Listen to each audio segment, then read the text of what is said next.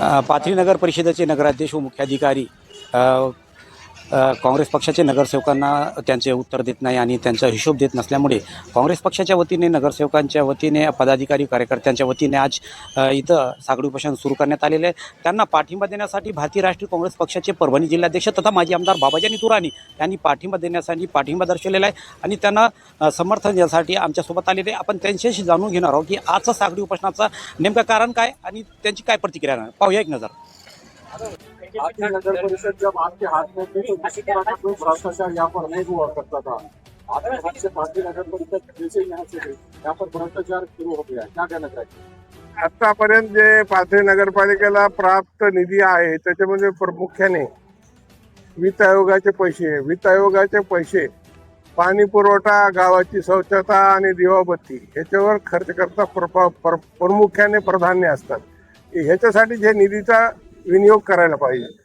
आज आपण पाहतो की पाथरीमध्ये सफाई कर्मचाऱ्याचे 8 महिने झाले पगार नाही, पाणी पुरवठावाल्याचे 9 महिन्यापासून पगार नाही आणि पाणी पुरवठावाल्याने आजपासून पाणी पुरवठा खंडित केला। आतापर्यंत 3 वेळेस पाणी पुरवठ्याचे लाईट कट झाले, त्या ठिकाणी बिल भरले नाही, त्याच्यामुळे गावकऱ्याच्या पाण्याचे जे मिळणारा पाणी आहे 3 दिवस पाणी मिळत होतं, 8-8, 10-10 दिवस पाणी मिळत नाही। पाणीमध्ये ब्लिचिंग पावडर टाकेल नाही, एकदा ब्लिचिंग पावडर आणला आमच्या मागणीवर तर पुन्हा अजून ब्लिचिंग पावडर टाकतात का नाही। आज पाण्यामध्ये वास या ठिकाणी सगळं नागरिकाचे पाण्यामध्ये आपल्याला ऐकायला मिळते। आज सर्वसामान्य नागरिक पाथरी शहरामध्ये जारचं पाणी पिते, 20 रुपयाला एक जार आहे, अशी अवस्था पाथरी शहरामध्ये करून ठेवलेली आहे।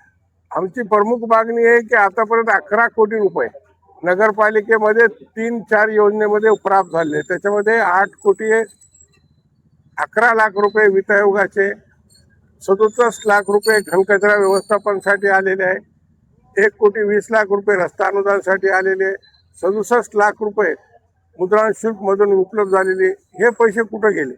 हे आज नगरपालिकेमध्ये तुम्ही हे पैशाचं काय काम केलं ते काम बी दिसत नाही आणि पैसेही दिसत नाही आणि कर्मचाऱ्याची पगार पण होत नाही। याच्यामध्ये सगळं एक संगनमत मुख्याधिकारी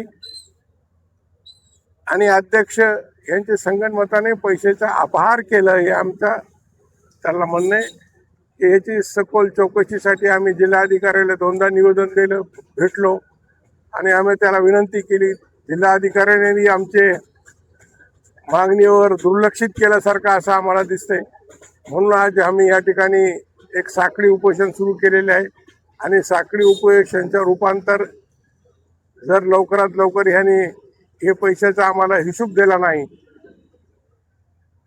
तर आम्ही जिल्हाधिकारी कार्यालयासमोर आमरण उपोषणाची सुरुवात करू आणि गांधीवादी मार्गाने आमचे प्रश्न मार्गी लावण्याचे आम्ही प्रश्न करून की कारण की पाथरी नगरपालिकेमध्ये आज सर्वसामान्य नागरिकाचे काम होत नाही, दलालामार्फत काम होतात। आज सर्व शासकीय काम दुसरे शासकीय काम मध्ये सुद्धा अर्थ आणण्याचं काय ह्या ठिकाणी काम करतात। अशा पद्धतीने कार्य करत ही नगरपालिका आहे। मुख्याधिकारी या ठिकाणी बसत नाही, लोकांचे काम या ठिकाणी होत नाही, तर याच्यामुळे आज सर्व काँग्रेसचे कार्यकर्ते आणि सर्व लोकांनी उपोषणाची सुरुवात केलेली आहे आणि नागरिकांचा चांगला मोठा पाठिंबा या उपोषणाला मिळत आहे। तर निश्चितपणे दूध का दूध आणि पाणी का पाणी हे चौकशीमध्ये निष्पन्न होईल याची आम्हाला आशा आहे। पाथरी नगर परिषद समोर काँग्रेस पक्षाच्या वतीने आज साखळी उपोषण सुरू करण्यात आलेले आहे। त्यांना पाठिंबा देण्यासाठी भारतीय राष्ट्रीय काँग्रेस पक्षाचे जिल्हाध्यक्ष तथा माजी आमदार बाबाजानी दुराणी त्यांना समर्थन दिलेले आहे, पाठिंबा दिलेले आहेत।